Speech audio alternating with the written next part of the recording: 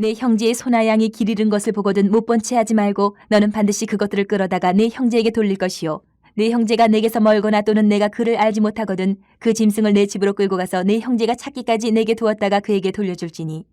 낙이라도 그리하고 의복이라도 그리하고 형제가 잃어버린 어떤 것이든지 내가 얻거든 다 그리하고 못 본 채 하지 말 것이며, 내 형제의 낙이나 소가 길에 넘어진 것을 보거든 못 본 채 하지 말고 너는 반드시 형제를 도와 그것들을 일으킬지니라.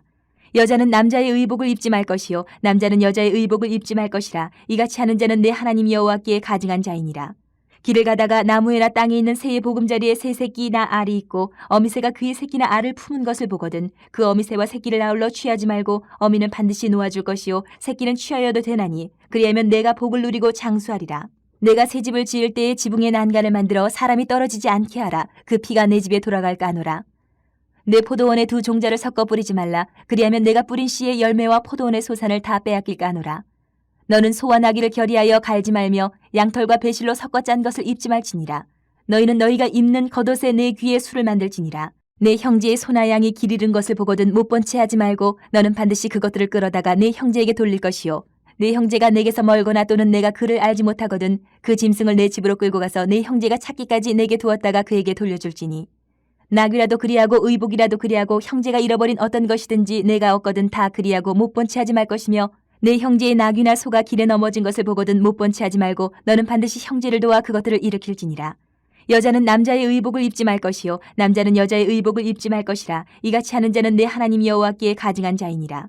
길을 가다가 나무에나 땅에 있는 새의 보금자리에 새 새끼나 알이 있고 어미새가 그의 새끼나 알을 품은 것을 보거든 그 어미새와 새끼를 아울러 취하지 말고 어미는 반드시 놓아줄 것이요 새끼는 취하여도 되나니 그리하면 내가 복을 누리고 장수하리라.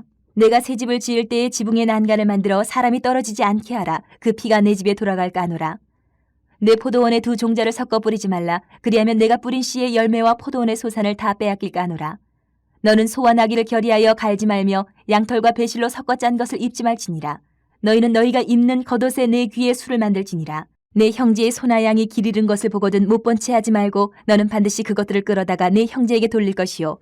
내 형제가 내게서 모세는 이스라엘이 이제 하나님이 주신 그 땅을 차지하고 나서 나라를 이루게 되면 지켜야 할 여러 가지 규례들을 지금 미리 가르치고 있습니다. 모압 평야에서 가르치고 있고, 어제 말씀 21장에서는 죄에 대해서 죄는 반드시 징벌이 따른다. 대가를 치러야 된다. 그리고 여러 가지 살인죄로부터 여러 가지 가정의 죄까지 가르친 후에 오늘 이 22장 말씀에서는 생활 가운데 지켜야 될 규례들을 또 가르치고 있어요.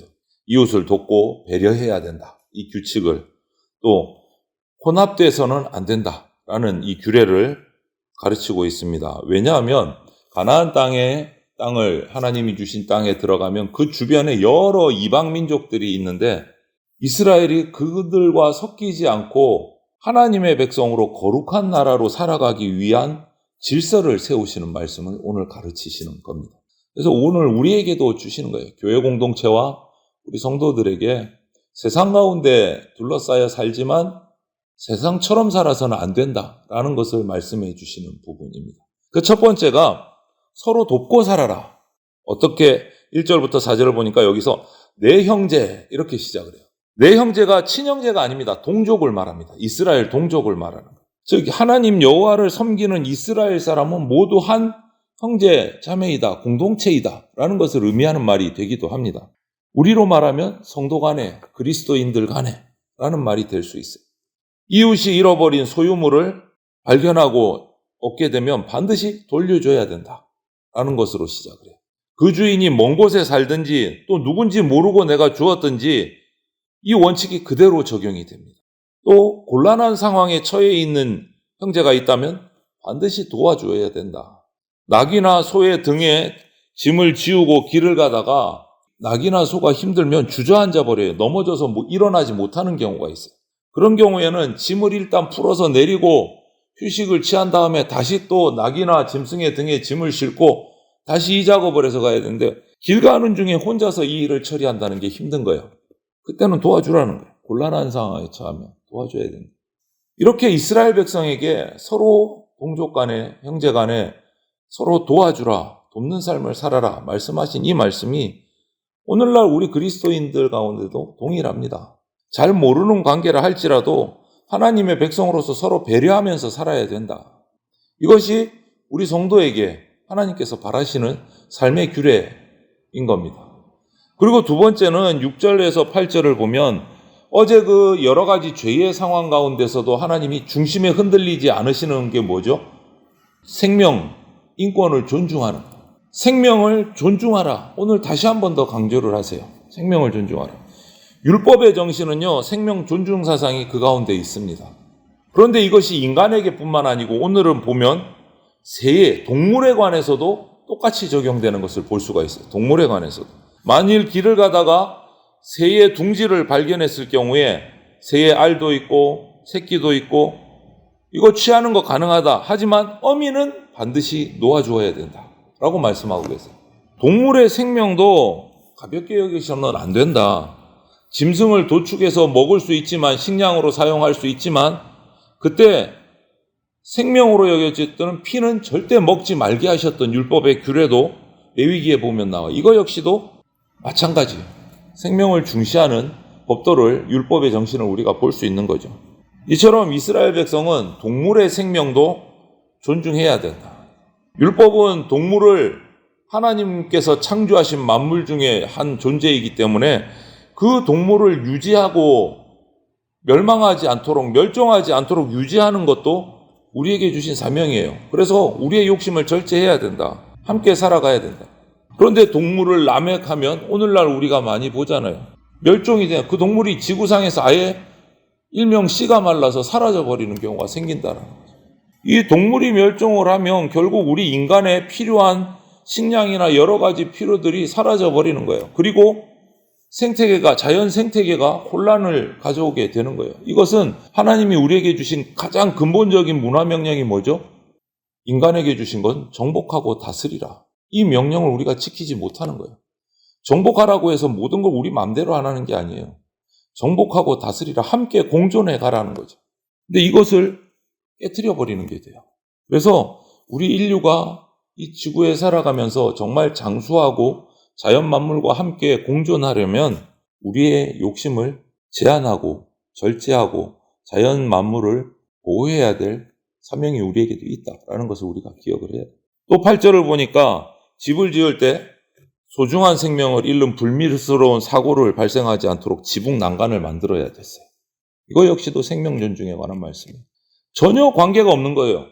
새의 둥지, 새, 어미는 새끼와 함께 잡지 말아라. 이 규례와 집 짓는데 지붕 높은 곳에 하는 그 사람들의 다치지 않기 위해서 난간을 만든, 얼핏 보면 이 두 가지 규례는 전혀 관계없는 것 같은데 핵심은 뭐죠? 생명 존중이에요.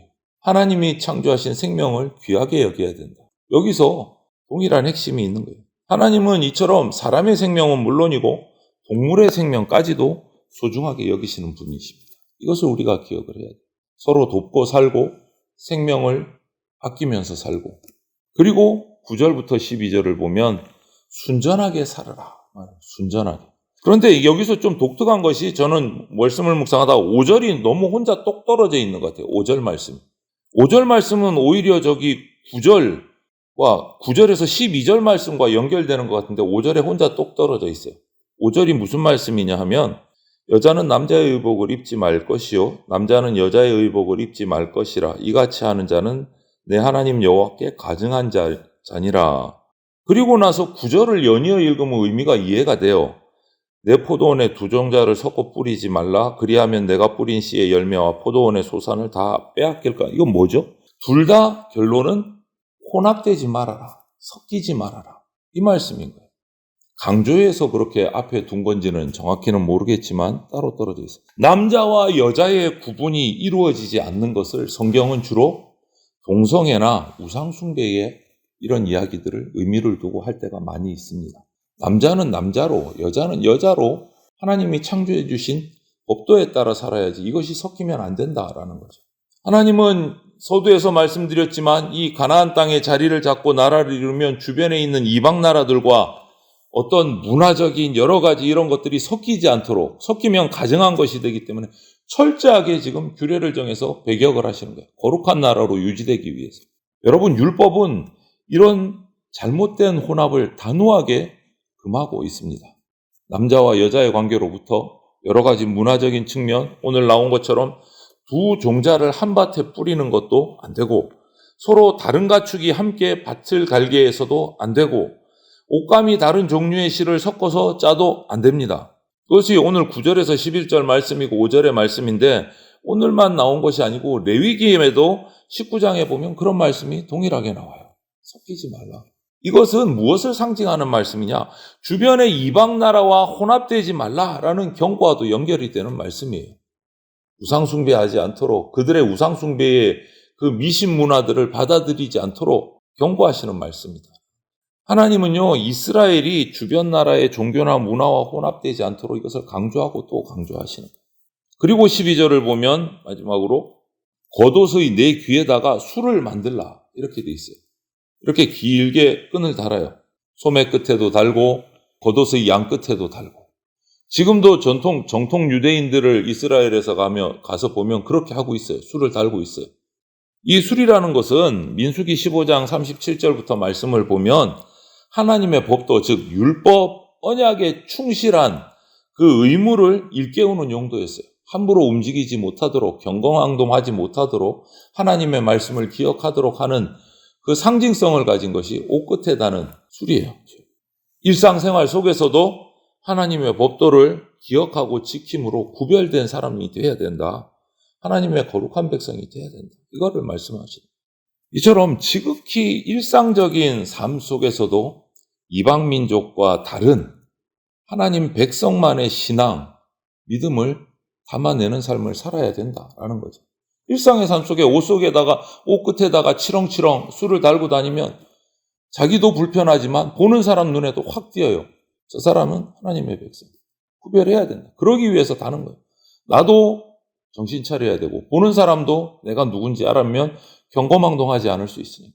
이렇게 우리는 시대의 어떤 사조, 유행, 흐름을 무분별하게 따르는 사람이 되어서는 안 됩니다. 우리 삶에 하나님의 신앙을 담아서 살아야 돼요. 하나님의 백성은 세상의 유행을 쫓지 않고 자기 욕망을 따라 살지 않습니다. 그 대신에 하나님과 맺은, 하나님이 주신 약속을 기억하고 하나님이 주신 계명을 따라 사는 사람입니다. 이것을 우리는 명확하게 구분하고 구별된 삶을 살아야 돼요.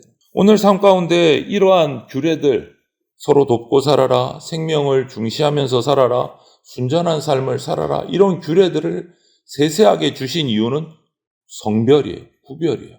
거룩한 구별. 하나님의 백성된 모습으로 내면만 아니라 외부까지도 하나님의 백성답게 살아라 라는 명령이신 거예요. 지금은 구약시대가 아니고 예수님 오신 이후로 신약시대를 살면서 구약에 주신 그 율법조항을 우리가 조항 그대로 지키지는 않지만, 그럼에도 불구하고 그 구약에 담겨져 있는 하나님의 뜻, 하나님의 마음을 깨닫고 그 뜻을 따라 살아야 된다라는 거죠. 이웃의 어려움을 보면 적극적으로 돕고 생명을 존중하고 이 땅에서 잔인한 문화가 사라지는데 우리가 노력을 해야 되고, 악한 문화들에 타협하지 말고 경계해야 되고, 우리는 선을 행하면서 살아야 되는 거죠. 그것이 하나님의 뜻이에요. 작은 것 하나라도, 여러분, 사소한 것 하나라도 하나님의 백성으로서 세상과는 구별된 그런 삶을 우리가 살아야 됩니다. 그것이 율법의 깊은 의미예요. 그래서 오늘 하루 우리가 생활하며 살아가실 때도 내가 하나님의 백성으로서 부끄럽지 않는 거룩하게 구별된 그런 행동, 말, 이런 삶들을 오늘 하루도 우리가 살아내시기를 주님의 이름으로 축원을 드립니다. 아멘.